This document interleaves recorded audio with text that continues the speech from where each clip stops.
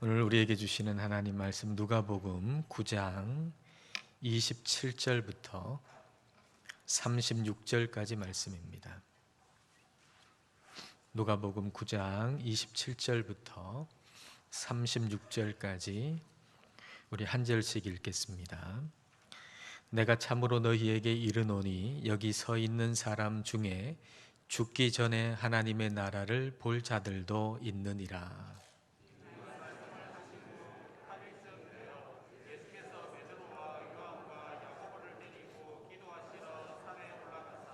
기도하실 때에 용모가 변화되고 그 옷이 휘어져 광채가 나더라.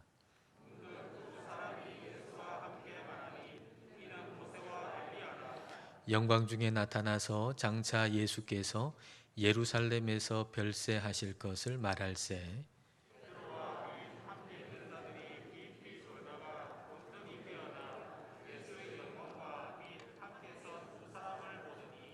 두 사람이 떠날 때에 베드로가 예수께 여짜오되 주여 우리가 여기 있는 것이 좋사오니 우리가 초막 셋을 짓되 하나는 주를 위하여 하나는 모세를 위하여 하나는 엘리야를 위하여 하사이다 하되 자기가 하는 말을 자기도 알지 못하더라.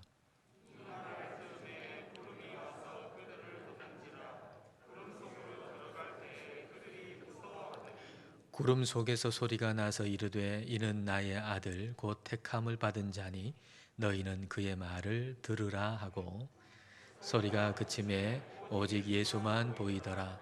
제자들이 잠잠하여 그 본 것을 무엇이든지 그때에는 아무에게도 이르지 아니하니라. 아멘. 어느 날 예수님께서 12제자 중에서도 세 사람 베드로, 야고보, 요한을 데리고 산으로 올라가셨습니다. 기도하러 올라가신 것이죠. 특별히 선택받았다라고 하는 자부심도 잠시 베드로와 야고보와 요한은 산으로 올라가는 수고를 감당해야만 했습니다. 그리고 그곳에서 철야 기도도 해야 했습니다. 처음에는 예수님을 따라서 열심히 기도했지만은 졸음이 몰려옵니다. 그래서 깊은 잠에 빠져들었습니다. 물론 편안한 자세로 잠을 잘 수 있었던 것은 아닐 겁니다. 선택을 받는다는 것, 선택받은 자가 된다라고 하는 것은 결코 쉬운 삶을 보장받는다는 얘기는 아닙니다. 저와 여러분은 하나님의 선택을 받은 사람들입니다. 특별한 선택을 받은 사람들이죠. 그러나 하나님의 선택을 받았다는 것이 곧 성공을 보장받고 평탄한 삶을 보장받았다는 얘기는 결코 아닙니다. 오히려 선택을 받았기 때문에 다른 사람들은 오를 필요가 없는 높은 산으로 올라가는 수고를 감당해야만 합니다. 그리고 다른 사람들이 편히 누워 잘 때 깨어서 기도해야 하기도 하는 것입니다. 근데 선택받은 자에게 주시는 영광이 있습니다. 선택받는 자가 누릴 영광이 있습니다. 우리는 그 영광이 무엇인가 알고 있어야만 합니다.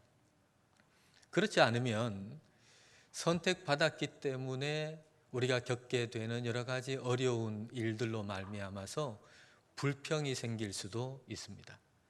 그러므로 우리는 선택받은 자가 누릴 영광이 무엇인가 하는 것을 분명히 알고 있어야만 합니다. 그것을 알려면 예수님의 영광의 의미가 무엇인가 하는 것을 알고 있어야만 합니다. 세 명의 제자들 베드로, 야고보, 요한이 잠에서 깨어나서 예수님의 영광을 보았습니다. 예수님의 용모가 변화되었습니다. 변화되었다라고 번역된 헤테로스라고 하는 이 단어는 완전히 달라졌다는 의미입니다. 조금 더 멋있어졌다, 조금 더 예뻐졌다, 이런 의미가 아니라 완전히 달라졌다는 얘기입니다. 예수님의 용모가 완전히 달라졌습니다.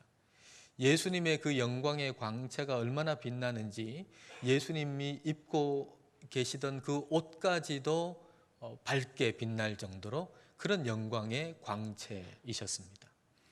그러면 이 예수님의 이 영광의 모습은 뭘 의미하는 걸까요?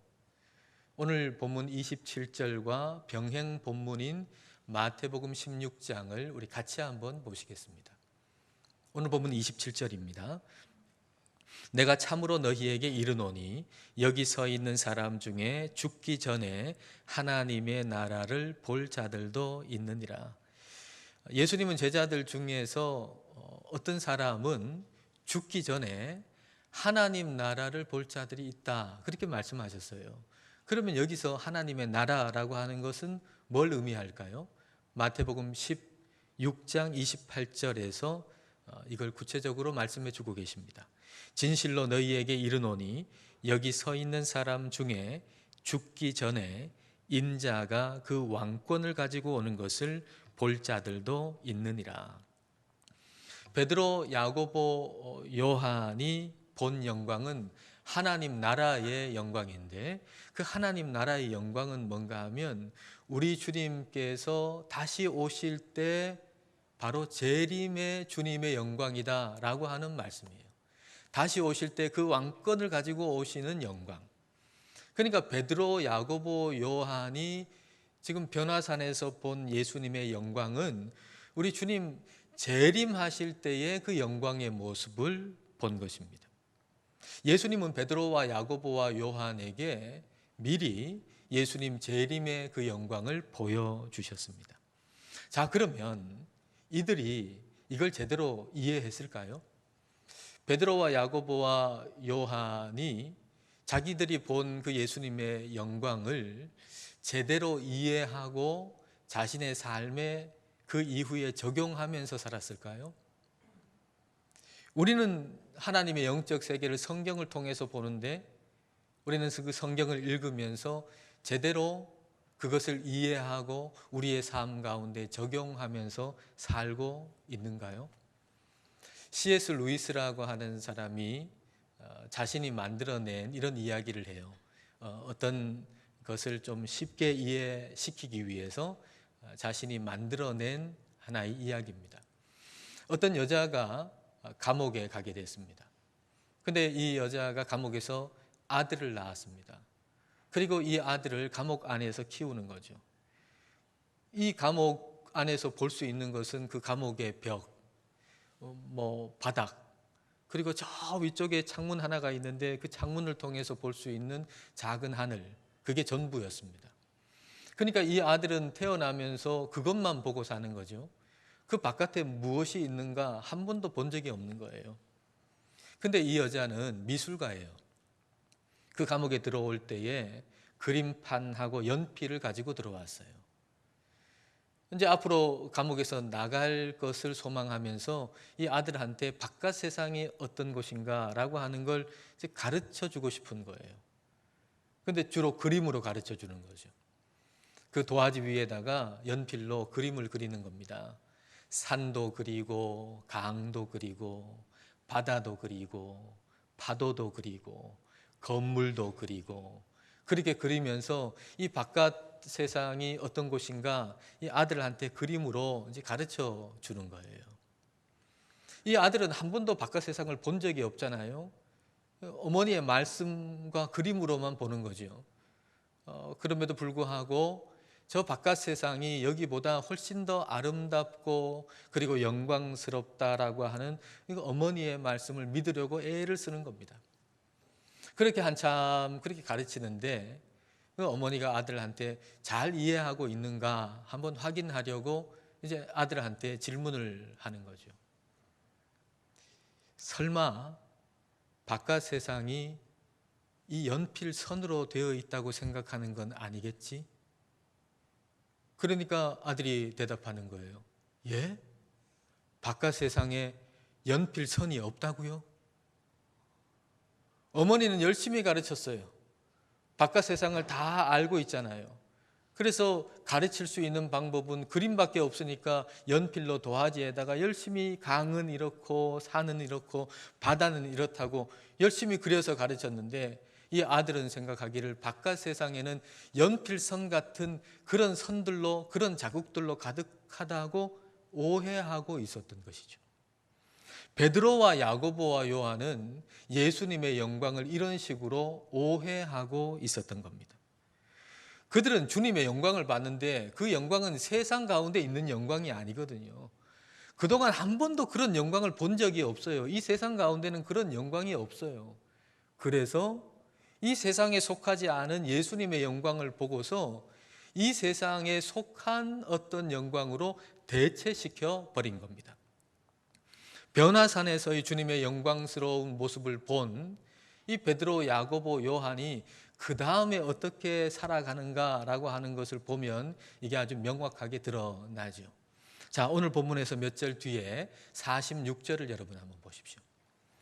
제자 중에서 누가 크냐 하는 변론이 일어나니. 제자들 중에서 누가 큰가라고 하는 변론이 일어났다 그랬습니다. 누가 큰가라고 하는 것은 세상적인 명예와 세상적인 지위를 얘기하는 거죠. 누가 세상적인 지위, 세상적인 명예를 많이 가졌느냐, 많이 가질 것이냐. 그러니까 12제자의 지대한 관심은 뭐냐 하면 세상의 명예와 지위였던 것입니다.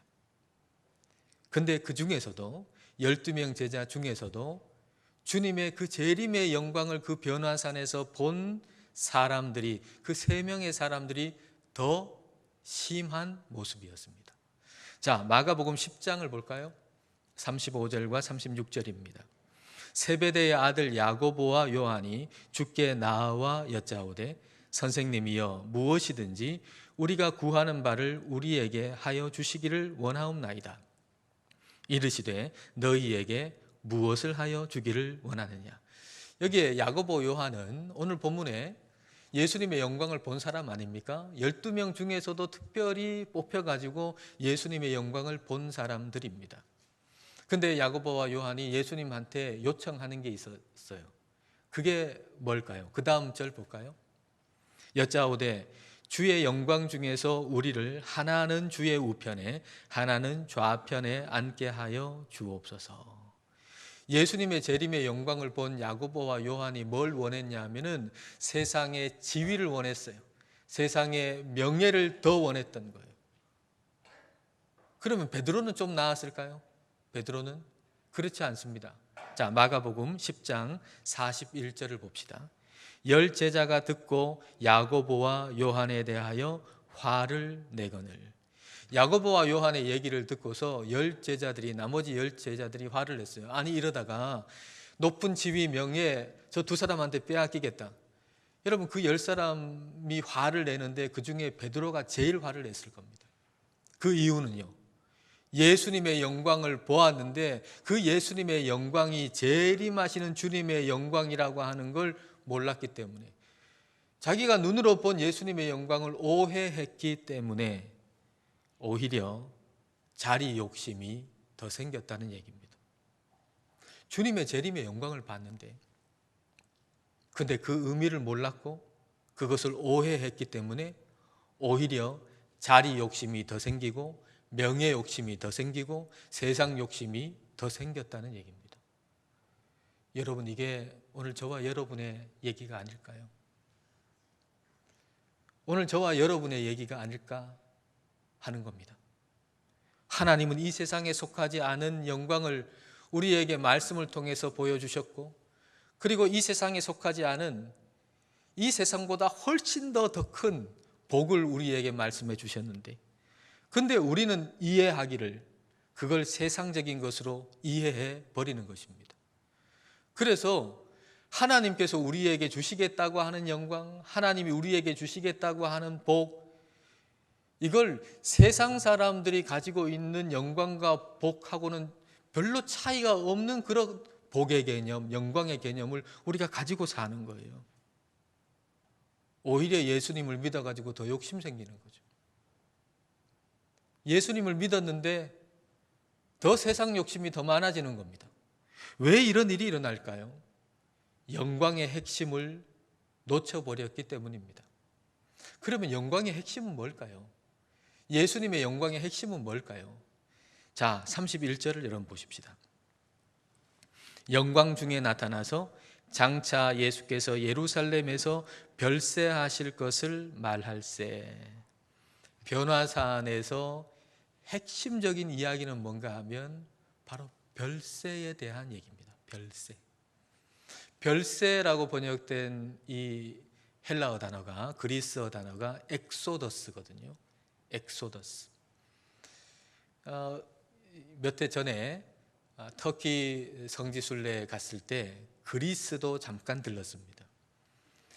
이 그리스어, 헬라어는 신약 성경이 기록된 신약 성경의 언어잖아요. 그래서 신약 성경 읽을 때만 보았던 이 그리스어를 그리스에 가니까 온 거리에서 다 볼 수 있었어요.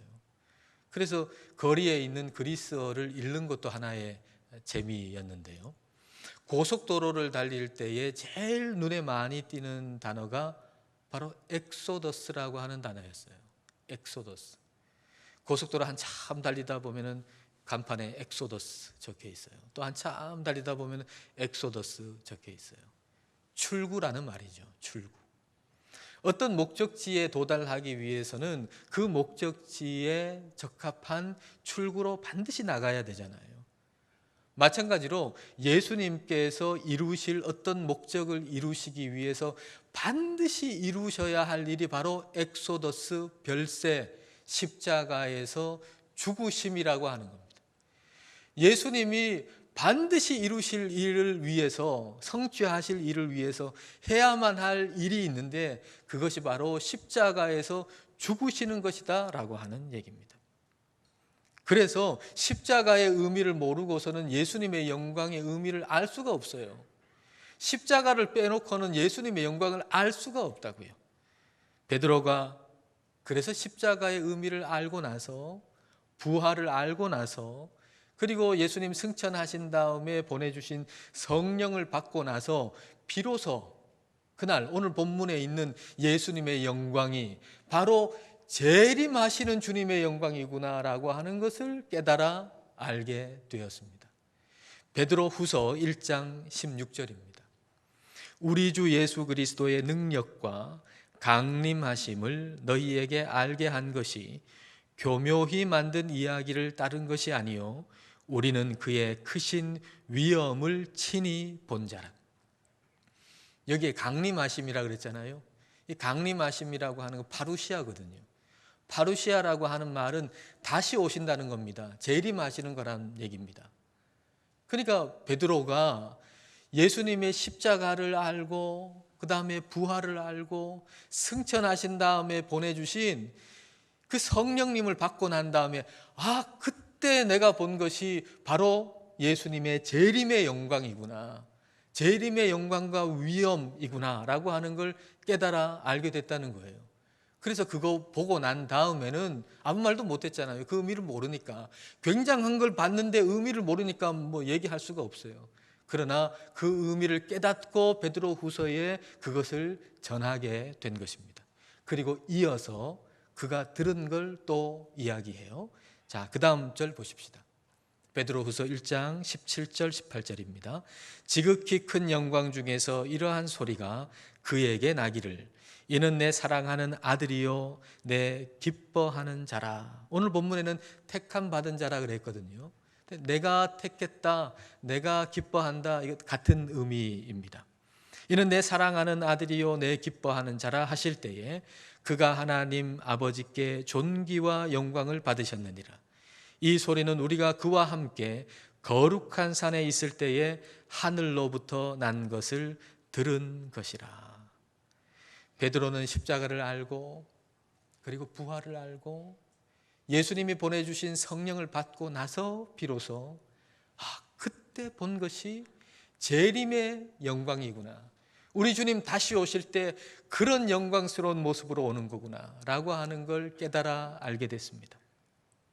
그리고 선택받을 자의 영광은, 선택받은 자가 누릴 수 있는 영광은 다른 것이 아니라 주님의 말씀을 듣고 순종하는 것이라고 하는 걸 깨달은 거예요. 세상의 명예, 세상의 지위, 이것이 선택받은 자가 누릴 영광이 아니라 주님의 말씀을 듣고 순종하는 것이 선택받은 자의 영광이라고 하는 걸 깨달아 안 거예요. 하나님이 말씀하시잖아요. 그의 말을 들으라. 예수님 말씀 들으라. 그렇게 말씀하시잖아요. 예수님 말씀을 듣고 순종하는 것이 바로 저와 여러분이 누릴 영광이라고 하는 것입니다. 지난 목요일에 제 핸드폰에 저장되어 있지 않은 번호로 전화가 한 통 왔습니다. 받아보니까 13년 전에 제가 부목사로 있었던 교회의 권사님이셨어요. 제가 그 교회에 2년밖에 있질 않았고, 그리고 청년들을 담당했기 때문에 어른들은 잘 몰라요. 근데 이 권사님이 제 생각이 났다고 하시면서 13년 만에 전화를 하신 거예요. 전화 통화를 하면서 안부를 묻고 어떻게 지내시는가 얘기하다가 이제 그 권사님의 얘기를 들었어요.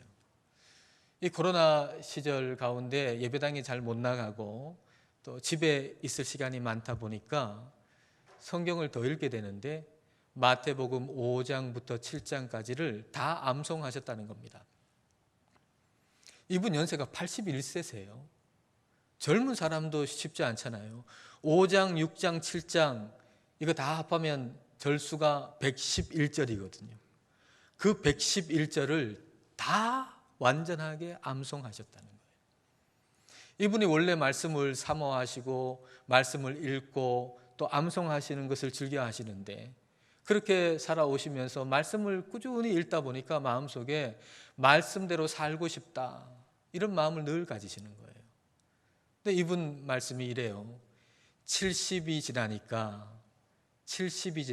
영적인 철이 들어가지고 주일에 목사님 말씀을 들을 때 목사님 마음속으로 그런데요. 목사님 그 말씀대로 살겠습니다. 하나님 그 말씀대로 살겠습니다. 그렇게 한 5년, 6년, 7년 지나고 나니까 이제는 말씀을 들으면서 마음속에 이런데요. 목사님 제가 그 말씀대로 살고 있습니다. 하나님 제가 그 말씀대로 살고 있습니다. 그렇게 마음속에 고백하신대요. 제가 권사님하고 통화를 끝나고 나서 마음이 얼마나 기뻤는지 몰라요. 하나님께서 주님의 말씀을 듣고 순종하는 사람이 있다라고 하는 걸 저한테 좀 보여주고 싶으셨나 봐요. 그리고 저에게 좀 영적인 도전을 하고 싶으셨던 것 같아요.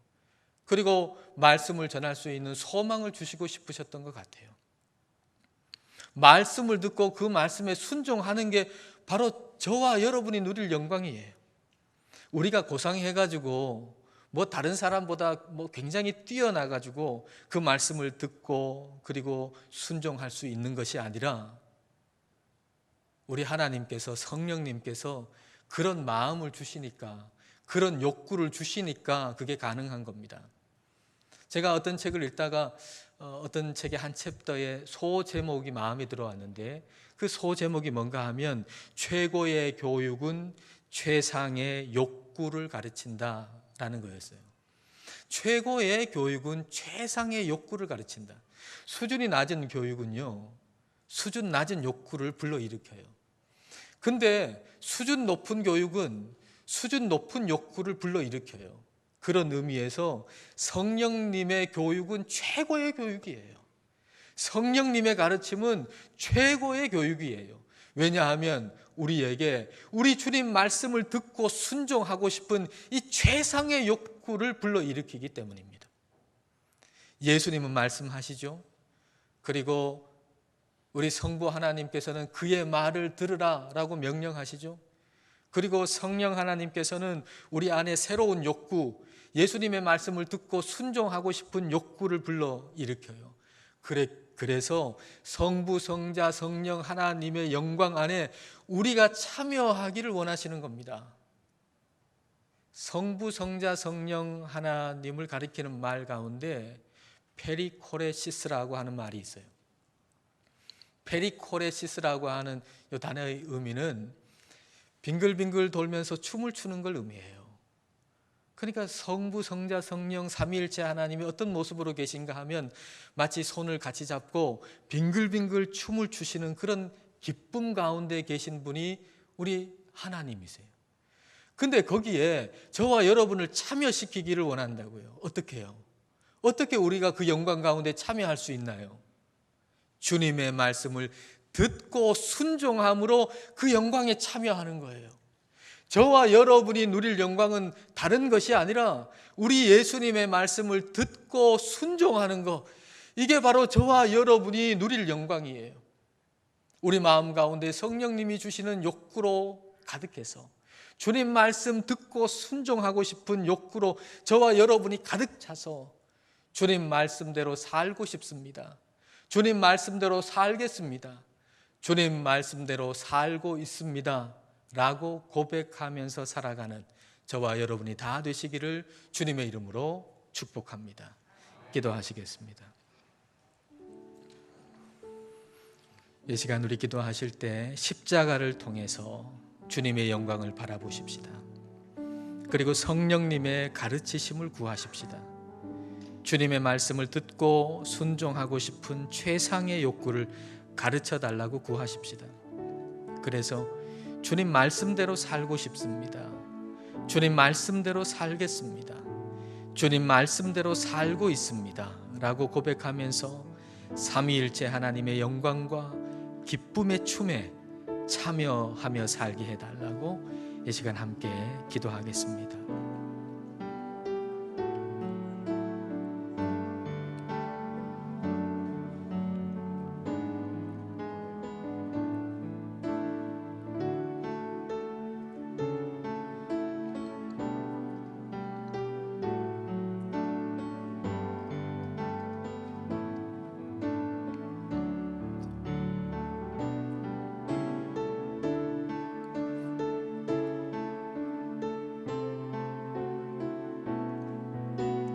하나님 아버지, 저희는 아직도 많은 것을 오해하고 살고 있습니다.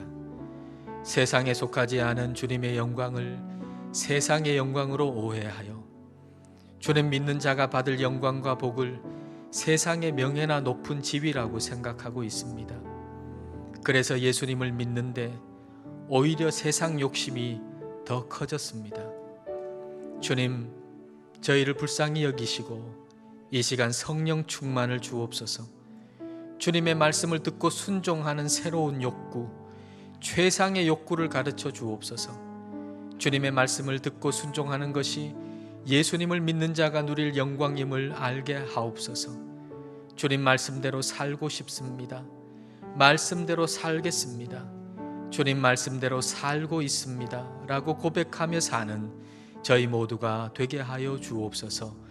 예수님 이름으로 기도드립니다. 아멘.